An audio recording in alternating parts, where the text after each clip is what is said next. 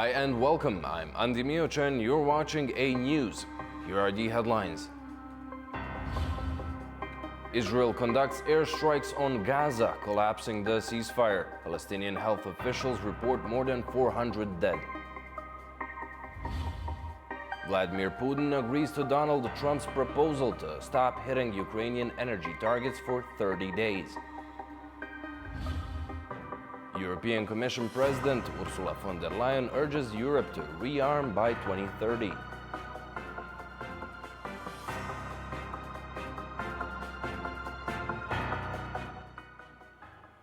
Thank you for tuning in. More than 400 people have been killed in Israeli airstrikes on Gaza, according to Palestinian health officials.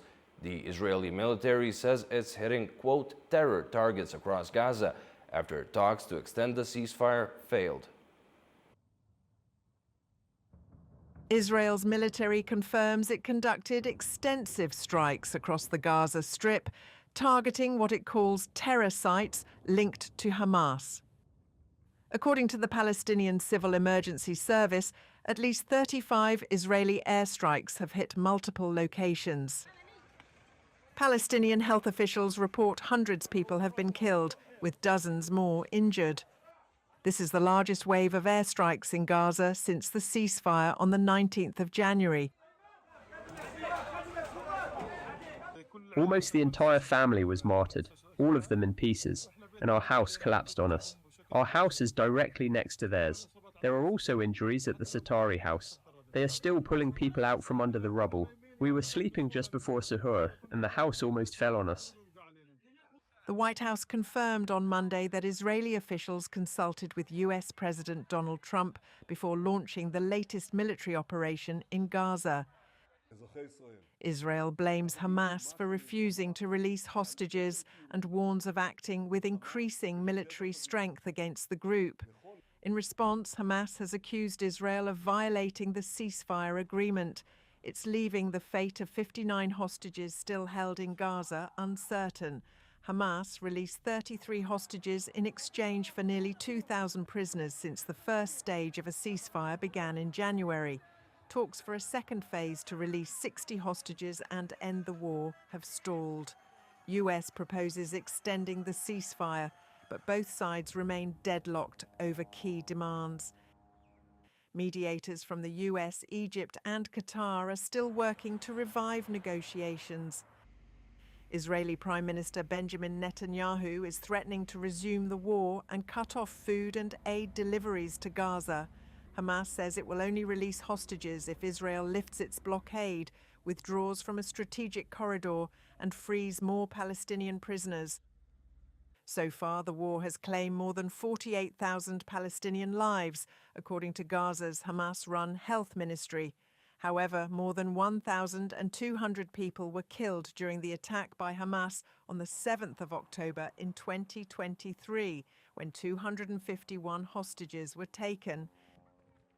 Following the strikes on Gaza, UN's Under-Secretary General Tom Fletcher briefed the Security Council on the situation on the ground. Fletcher said that overnight the worst fears materialized. He went on to say that since March 2nd, Israeli authorities had cut off the entry of food, medicine, fuel and cooking gas for 2.1 million people in Gaza. While some members of the Security Council condemned Israeli strikes, the U.S. representative said Washington supports Israel. I want to respond to the allegation of indiscriminate attacks by the IDF. The IDF is striking Hamas positions. It is well known that Hamas continues to use civilian infrastructure as launching pads, and the United States condemns this practice, as should others. President Trump has made clear that Hamas must release the hostages immediately or pay a high price, and we support Israel in its next steps. We hope that we won't have to say this again, or we hope that, but reality now means that we have to. France condemns the Israeli strikes carried out yesterday in the Gaza Strip that have already led to hundreds of civilian victims. We call for an immediate end to hostilities which compromises the efforts to release the hostages and threatens the lives of the civilian population in Gaza. All parties must respect the ceasefire comprehensively and engage in good faith negotiations in order to make the ceasefire permanent. For 2 weeks now, the people in Gaza have been facing a blockade, and there are no prospects for it being lifted. Today, the blockade has become even more inhumane. The authorities of Israel are obstructing the work of international humanitarian organizations and agencies. They prohibit any humanitarian supplies and commercial goods coming in, and they're dooming the people in Gaza to further suffering. As far as we can say, the crossings have been closed altogether today. For more on the aftermath of the initial airstrikes, we go to Giles Gibson, reporting from Tel Aviv. The first reports of loud explosions inside Gaza started coming in the early hours of Tuesday. Really the first signs that the increasingly fragile ceasefire agreement was actually in the midst of collapsing. We now have reports that hundreds of injured people have been taken to the remaining healthcare facilities inside Gaza. Lots of photos and videos emerging of crowds of people gathered outside entrances to hospitals. And the Israeli military has also issued evacuation orders telling Gazans to move south towards Khan Yunis or to western parts of Gaza City. Now, Israel is saying that it's carrying out these strikes because, as they see it, Hamas has not signed up to extensions to the Gaza ceasefire deal that have been on the table for some time. The Israeli Prime Minister's office also saying that Israel will, from now on, act against Hamas with increasing military strength. That statement suggesting that we could see more of these kinds of airstrikes in the coming days, or even some sort of a expanded ground offensive. Now, Hamas has said for some time now that it wants to stick to the original agreement that was done back in January, so move on to what's known as Phase 2 of the ceasefire agreement. And it's described these airstrikes from the Israeli military as a blatant violation of all international and humanitarian conventions. Giles Gibson for A News in Tel Aviv. As the Gaza ceasefire collapsed with Israel's airstrikes, the Hostages and Missing Families Forum condemned the attacks as a danger to the remaining hostages. Israel has launched renewed intensified airstrikes on Gaza, killing at least 400 people and injuring hundreds more, according to Gaza's health officials. Tel Aviv blames Hamas for its refusal to release the remaining hostages and rejection of ceasefire proposals. Hamas blames Israel, saying Tel Aviv violated the ceasefire agreement. And now, concerns are rising for the 59 hostages still held by Hamas. Families and their supporters have set up camp near Israel's security headquarters, accusing the government of resuming the conflict to maintain its political coalition. This is no longer a war that is about something that is important. It's all about the survival of this government, the survival of Benjamin Netanyahu. The hostages, they don't care about the hostages. As far as they're concerned, if we are not here, if we don't remind them about it, as far as they're concerned, the hostages can stay there. For them, they're a burden, because all they want is to keep their chair, is to keep themselves in power. That's all they care about. Meanwhile, the airstrikes have raised concern from other countries about civilian casualties, including from Russia, Belgium, Switzerland, and China. Including Egypt, one of the mediators in the ceasefire deal agreed in January, has called for restraint and urged all parties to work towards a lasting agreement. Following the first airstrikes, Palestinian families were seen today fleeing eastern Rafah on foot and on trucks after receiving evacuation orders by the Israeli army. Palestinian families fled eastern Rafah following Israeli evacuation orders. After heavy strikes, the Israeli army issued evacuation orders for several neighborhoods in Gaza, according to a statement. We left because of the strikes above our heads. I swear we couldn't sleep at all. God is our sufficiency and the best disposer of our affairs. What is the guilt of this child and all these children who spent the whole night in fear, horror, and death?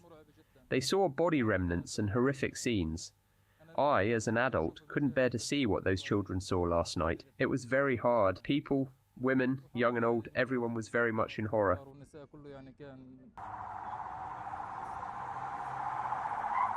Israeli airstrikes pounded Gaza, killing hundreds, Palestinian health authorities said, threatening the complete collapse of a 2-month ceasefire as Israel vowed to use more force to free hostages held by Hamas.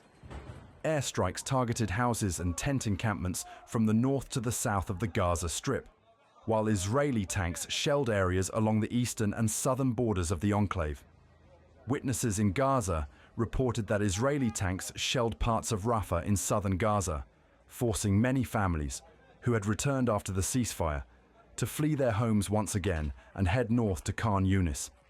The Palestinian militant group, which still holds 59 of the approximately 250 hostages seized during its October 7, 2023, attack on Israel, accused Israel of breaching the ceasefire and jeopardizing mediation efforts to secure a permanent truce. The United States launched fresh airstrikes on Houthi-controlled parts of Yemen, with the Houthi rebels vowing retaliation. Meanwhile, tens of thousands gathered in Sana'a to oppose deadly U.S. strikes. The US military has escalated its campaign in Yemen, launching a new series of airstrikes targeting key Houthi-controlled infrastructure overnight.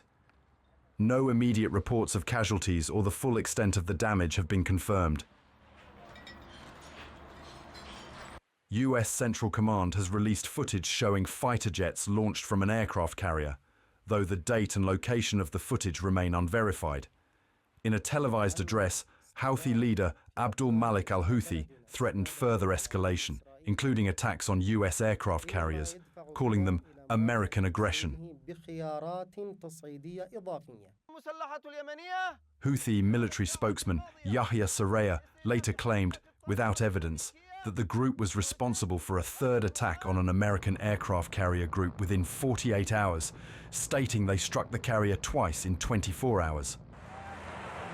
It came after large-scale US strikes, ordered by President Donald Trump last week, targeted Iran-aligned Houthi forces in response to their attacks on Red Sea shipping. The Houthi-run health ministry reported dozens killed, including women and children. Pentagon has not verified these numbers, confirming only dozens of military casualties. As tensions escalate, thousands of Yemenis gathered in Sana'a on Monday, protesting against US airstrikes. Meanwhile, President Donald Trump issued a warning to Iran, accusing Tehran of backing the Houthis and declaring that any Houthi attack would be seen as Iranian aggression. Since November 20th to 23rd, the Houthis have launched more than 100 attacks on Red Sea shipping, claiming solidarity with Palestinians in Gaza.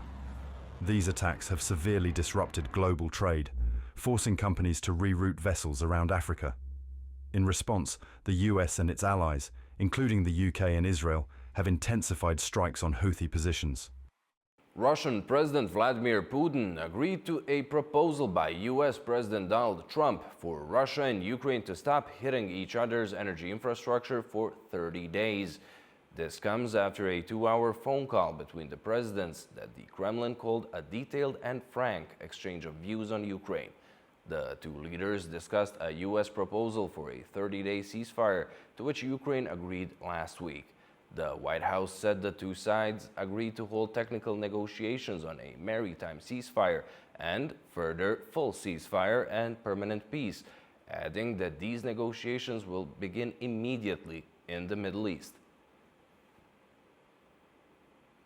European Commission Chief Ursula von der Leyen called for urgent strengthening of Europe's defense capabilities. Speaking at the Royal Danish Military Academy in Copenhagen, she outlined her vision to rearm Europe by 2030.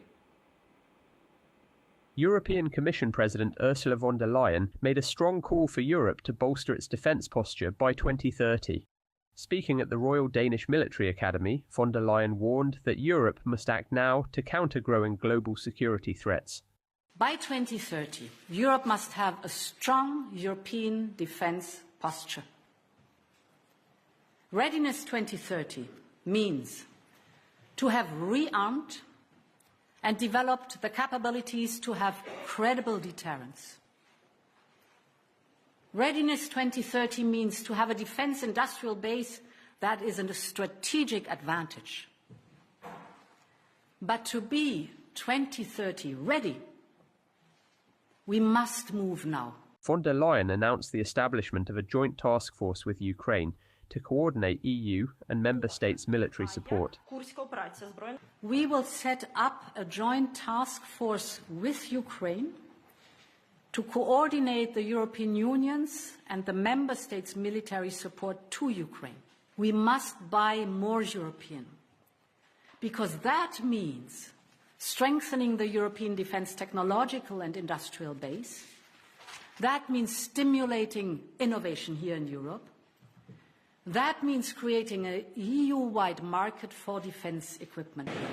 European Commission President also highlighted that the era of the peace is long gone, adding that the security architecture that Europe could rely on can no longer be taken for granted.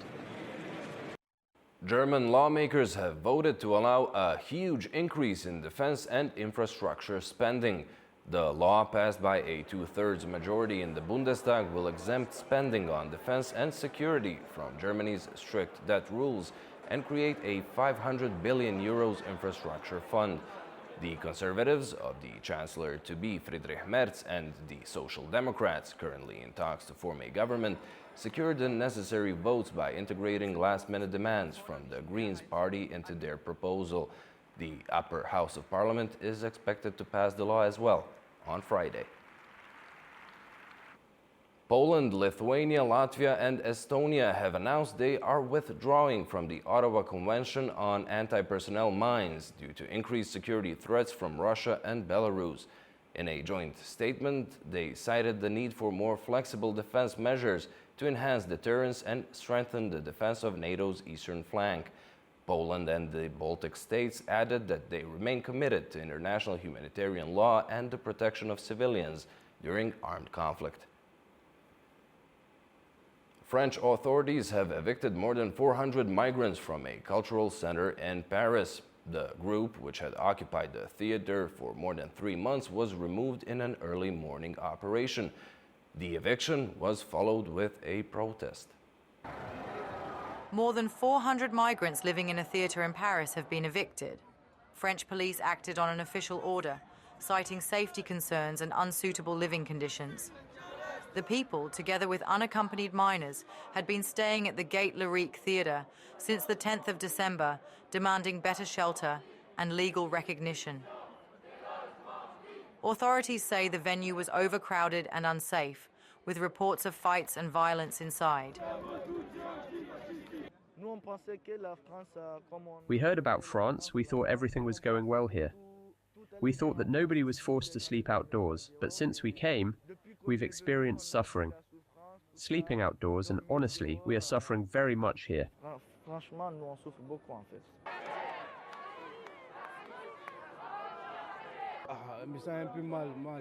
I am not feeling well. A country that has colonized our country cannot treat you like that. Even though we are immigrants, a country that has colonized your country cannot do that. Because of the language, even in Africa, if you want to go to school, it is about French or nothing else. Even in Guinea, in our history, everything is about French there. That's why we left Spain to come here. Police briefly used tear gas to clear the crowd, but most migrants left without force.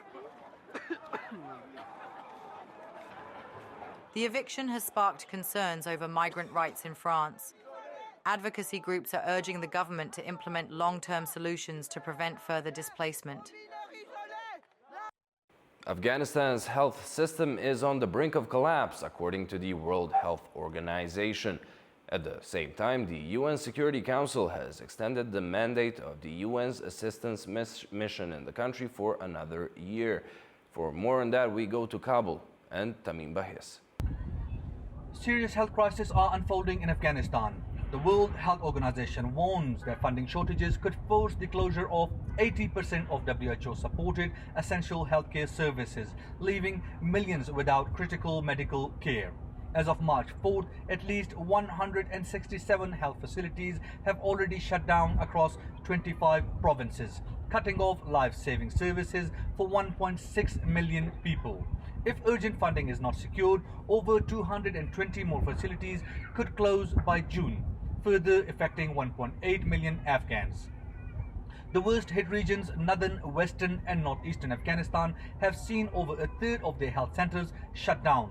Dr. Edwin Siniza Salvador, WHO's head of mission in Afghanistan, has raised alarm over the impact of these closures, emphasizing that they go beyond statistics. He warns that without functioning health facilities, mothers will be forced to give birth without medical assistance, children will miss crucial vaccinations, and entire communities will be left vulnerable to deadly disease outbreaks.